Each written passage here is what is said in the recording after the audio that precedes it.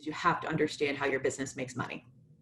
And if you don't understand how your business makes money, then you're not going to be an effective HR professional. Hey, it's John Bernatovicz. Thank you for checking out this video. If it resonates with you, please consider liking, commenting, subscribing, or sharing the HR Like a Boss video with a friend. In the description below, you will see social media links if you want to listen to the complete podcast. Over the last few months, I've embarked on a journey of talking to amazingly awesome HR and business professionals. These conversations are the foundation for my book, HR Like a Boss. And today I am joined by a dear friend, Lauren Rudman. Lauren is an awesomely amazing HR professional. She is doing HR Like a Boss. And I met Lauren through the Cleveland SHRM organization, where we worked together on the board while she was the president and did some amazing things in our community.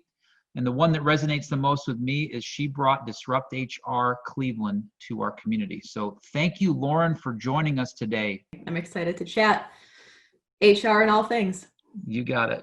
So for those that don't know you, please tell us a little bit about yourself, your current position, and maybe some highlights of your career in HR.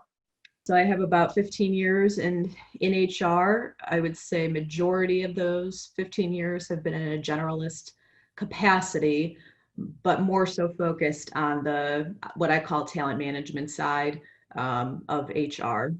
About 2.5 years ago, I moved into the construction industry, where I am now with a company called Donley's Construction. We're a commercial and industrial construction organization with 2 different business units, one being construction management and then the other one being concrete. So for those who are familiar with concrete, I'm referring to structural concrete framing. So if you think about a parking garage or a parking deck, that's really the bread and butter of what we do. But I lead HR for the organization. We do work in 6 states and have about anywhere from 550 to 600 employees at a given time for our projects. All right, so how do you describe the purpose of human resources? What would be your answer to that question? I think the most important part of HR, and you hit it exactly with what you referenced before, is you have to understand how your business makes money. And if you don't understand how your business makes money, then you're not going to be an effective HR professional. So I think understanding your company's P&L, or even just customer base and or vendor relationships or suppliers, having a good understanding of who those people are, or who those organizations are, and how those relationships came into play, which then can translate into how your company makes money, which then translates into how do we manage our human capital. So I'd say business first, business people who just happen to practice HR. So that said, what do you enjoy the most about working in human resources? I think my favorite part is employees. I mean, the employee engagement and seeing employees come together to give back, and either to each other or to the business or to their community. And I've been fortunate to work with organizations who community engagement or philanthropy or giving back has been a part of the culture. And so for me, that's been the best part. I think it's also important for HR professionals and really anybody in the organization to have a good idea of what other people do. So for example, right now I work in construction, so it's important for me to go out to construction sites, walk job sites, ask the crews what's going, say hi and ask the crews what's going on or what's on their work plan what's the work schedule for the day. When I worked in manufacturing, go out, I would go out on the shop floor and work on an assembly table or a packing table, and, just do it for maybe half hour, once a month or so, and just to get a better idea of our products or your services, and hearing it directly from the people who do it. I also think that HR people shouldn't be naive to understand that they are purely a cost center, right? I mean, I don't make the company money. The people who are on the front lines are the reason why I have a job and why HR professionals have a job. So I think it's even more important and really our responsibility to go out there and really understand, for the people who do make our company money, what do they do and how do they do it. So with the fact, and kind of use your words, paraphrase, HR being a cost center, and then realizing the importance of HR is how a company business makes money or achieves their goal. So in what you do, how do you define your success, like in what you do as a director of HR, leader in human resources? Well, I've come from organizations where metrics are measured and talked about and discussed and analyzed and manipulated in every way. So I think for me, yes, you could see success or areas of improvement based on those metrics. So I think for me, that's been a huge driver, but I also understand that numbers don't always tell the story. They tell the story, but there's also people behind those numbers, or things can be subjective, whereas the numbers are objective.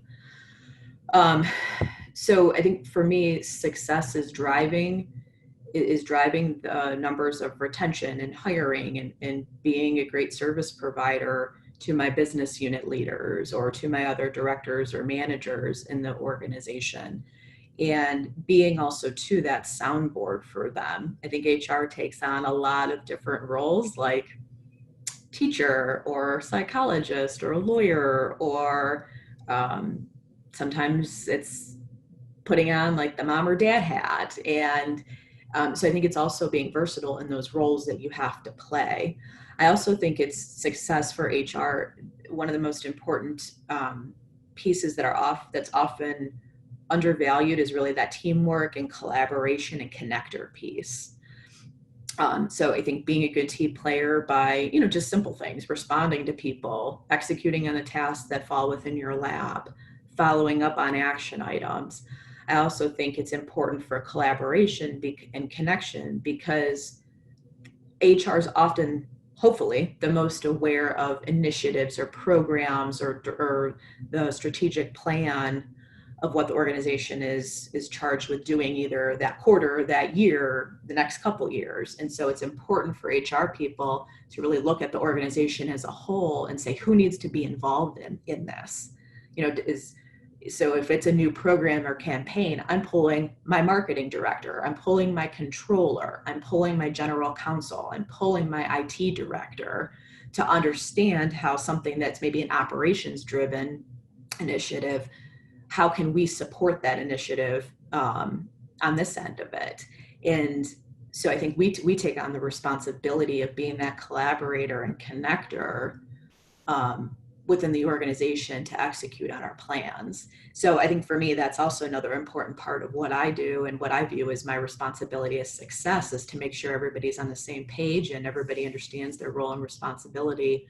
And also, how are we communicating those responsibilities to the organization itself? So a lot of collaboration with marketing from a communication standpoint, a lot of collaboration with my controller to make sure we have the funds to do so, partnering with our general counsel to make sure everything that we're doing is legal, and with my IT director to make sure we have all the systems or programs to support it. And then obviously just your business unit leaders to align with what their priorities are for the year or beyond. So I'd say a mix between understanding the business, being the great connector and collaborator and team member that you can, and realizing that your metrics can really drive and tell the story, but you also have to put the human element in that story too. And so that's where HR taking on different roles, as like I said, like a teacher or a psychologist or a lawyer, comes into play. Yeah, no, I heard it once described as drama or issues come into HR, and it's HR's job to not add any drama to them, and then to diffuse them if need be, and then whatever is causing the issue, to make it more clear to everyone involved that brought it together, and then also organizationally, right? So it's just a very unique way of looking at things. Like, don't add more drama to it, HR. Like, just make it better and make it more clear. And I think, and especially the bigger the company becomes, the more people that you have, even the small nuance change can create confusion and lack of clarity. And HR and communications and marketing, internal marketing, it's a big component bringing that together. So huge. And I think in addition to what you said, I think another important aspect of it is when you mentioned not adding drama, I think it's also HR's role. It's important to, for two things. One, to ask questions, because sometimes if you're familiar with, the 5 whys, you'll get down to the core issue. There might be an issue that's surface level here, but there's that there's something deeper. So I think it's our job to ask those questions and be an active listener, and also then think about that situation from other people's shoes. So how does, if a situation comes up, well, let me put on my director of IT hat, let me put on my director of marketing hat, let me put on one of my business unit leaders hat, and how will this situation impact them? So that made me think about, when you're saying don't add drama, I think it's important to listen and putting yourself in other people's shoes so you can understand perhaps why that situation arose in the beginning. Having done a presentation on the topic that I'm writing the book on, one of the questions I have is, why do people hate HR? And I have this I hate HR slide that was so easy for me to find on the internet, because there's this sentiment. And I have to tell you, I usually get 60 minutes to present on this. We could spend the entire 60 minutes talking about the things. Why do people just, and I get hands raised all the time. This is this, that, and the other. So I'm curious your perspective of why do you think, and maybe even from prior experience or other colleagues, do you think maybe employees as a whole that aren't in HR, why do they dislike human resources? I think it's, for me, I think it comes down to the fact that HR often has to be the policy enforcer, and people don't always like to follow rules. They want to do things their way. And I think that there's always room for creativity and modification and change management. But if it's also on the flip side of that, if it's something that could be unethical or something that could violate a company, policy or process that could potentially hurt somebody, that's a different story. So I think that's where HR gets the negative reputation a lot, because we have to be we're looked to be that policy enforcer. I think there's also people who probably dislike our function, because oftentimes we didn't grow up in that business. So take me, for example, I didn't grow up in public transit. I didn't grow up in manufacturing. I didn't grow up in construction. So I'm coming into, within the organizations that I've been a part of, I've had to learn. And even being at my company 2.5 years, I'm still learning every day. And I think, so with that being said, I think sometimes that lack of learning and that lack of asking questions on our front as HR professionals can be deemed as either not caring or not engaged in the business. And so then we fall back on being those policy enforcers. So I think it's all a trickle down effect, as to why I think sometimes people don't view our profession favorably. Having known so many people through your SHRM experience, and having dealt with a lot of really great people, I'm sure some of them were in HR but maybe didn't have a passion for it or struggled with the profession. Is there any example that stands out to you of one that you found that was a difficult career for someone even though they were in it? I think yes, I think I've seen it probably more often than I'd like to admit. I think it's twofold. I think it depends on the person, and I think it depends on that person's role within the organization.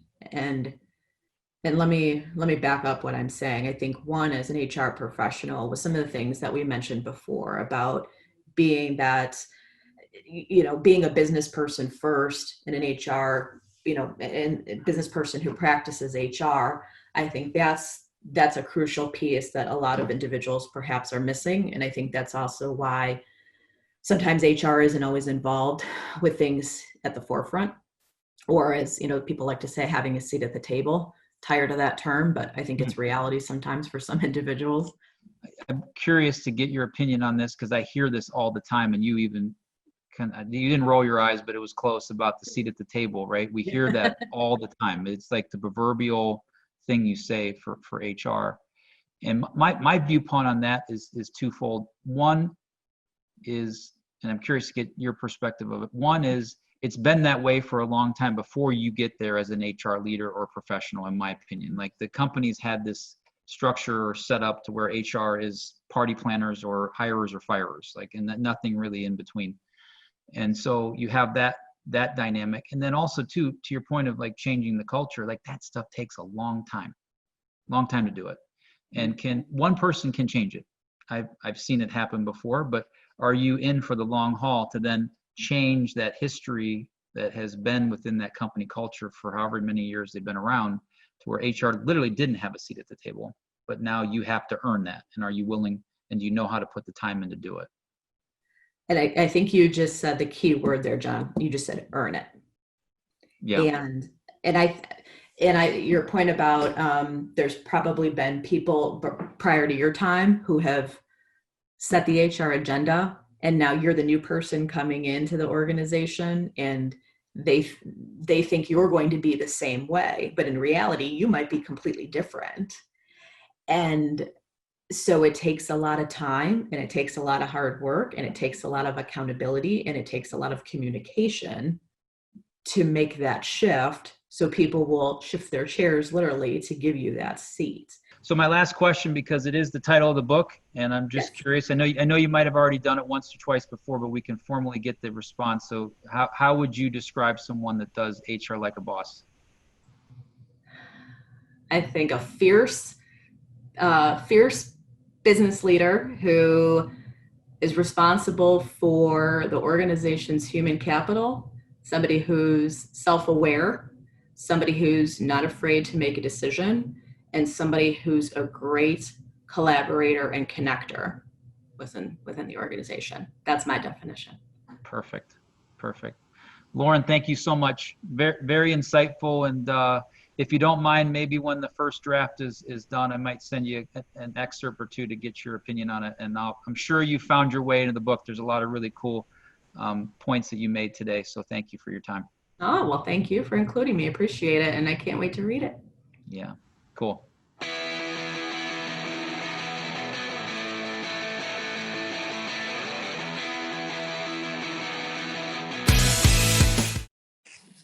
Thank you so much for watching the HR Like a Boss video chat series. More information about the book, how to be a guest, and info on our social media channels can be found in the description below.